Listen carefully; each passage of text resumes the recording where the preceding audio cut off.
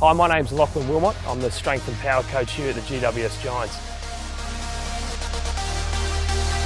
Contact time strong, but also landing position strong. Welcome, my name's Lachlan Wilmot. I'm the Strength and Power Coach here at the GWS Giants. And today what we're going to be looking at is a progression from our last instalment that's looking at a little bit of the fallacies around why people try and claim plyometric training causes injuries. So what we want to try and do, and what we looked at last episode, was teaching that active landing, making sure your athletes are very strong in that landing perspective before we start introducing that explosive power. Like I talked about previously, it's really important that we don't just look at fancy plyometric work and try and replicate it, that we build a strong foundation for athletes so that they can progress safely and don't achieve any of these injuries that a lot of people tend to get when they see YouTube or they see Instagram videos and just try and replicate it. So Katie's back with us to give us a bit of a demonstration of how we're going to do this. But last instalment, like I just mentioned, was all about active landing, making sure we teach that athlete to absorb before they start to produce. So it's important that we have the foundation of absorbing force and then we progress to producing force. So today, we're going to start to look at a little bit more around contact time and how we can utilize the jump mat here to allow the athlete to get strong feedback as to contact time and what they're actually producing into the ground when it comes to force output. So Katie, what we're going to look at today is a little bit more around a continuous counter movement jump.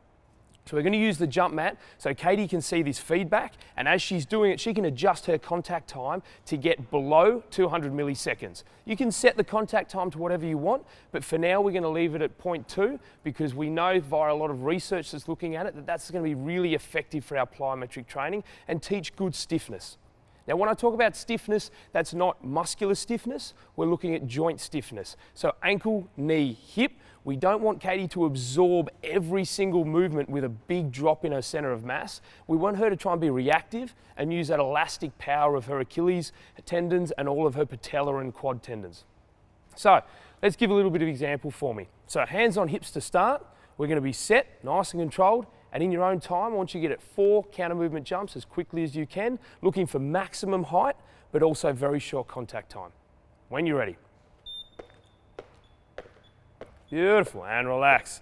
So you can see Katie, when it flashes green, contact time is beautiful. When it goes red, she's missed it.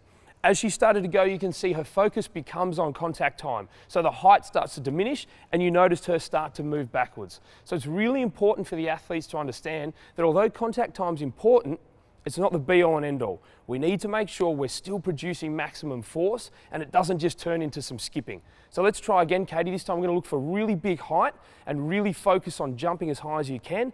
But obviously we want to have a little bit of that contact time in the back of your mind when you're doing it. Reset, here we go. Up, good. And relax. So as you can see there, she got 2 greens, 3 reds. So we can start to see that her mind's starting to filter through, balancing that height, but also contact time. So we're going to go one more attempt, see if she can't get all five greens. Reset. Here we go, nice and explosive. Good, there we go. And relax, good. Much better. So Katie's now getting that contact time down, but it's so important to teach your athletes that it's not just a skipping position.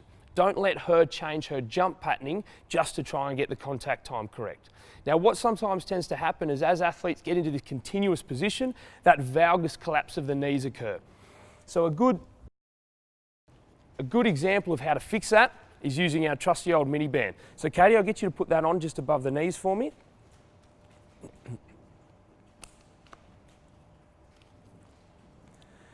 So in this position now, it's going to create a dynamic force that Katie has to push out against. So that allows her knees to have some sort of direct feedback on their positioning in space. So we're going to do exactly the same thing. This time we're going to make sure that that mini band's holding strong and Katie's knees are pushing out to allow the best positioning for her landing. Whenever you're ready, let's get another 5 for me. Yeah, good. Up. Well done. Much better. So she missed one of her contact times, but you can see that knee positioning was really strong. Previously, Katie wasn't worried about the knee positioning, so it's not something I would use with this athlete, but for athletes that are struggling, this is a perfect way to do it. So hopefully in this instalment, you've learned a little bit more about contact time and how we can use the jump mat to measure that, but also give feedback to Katie, and we can see progression over time. So now in our first instalment, she learned all the landing parameters. Second instalment, we're starting to see that eccentric utilisation. So if you liked that episode and got something out of it, make sure you check out the Fusion website, but also subscribe to their YouTube channel to see the progressions we take further with Katie. So make sure you tune in next week to have a look at how we start to challenge a little bit more around that eccentric utilisation, but also the force output, and see how Katie handles it as we progress.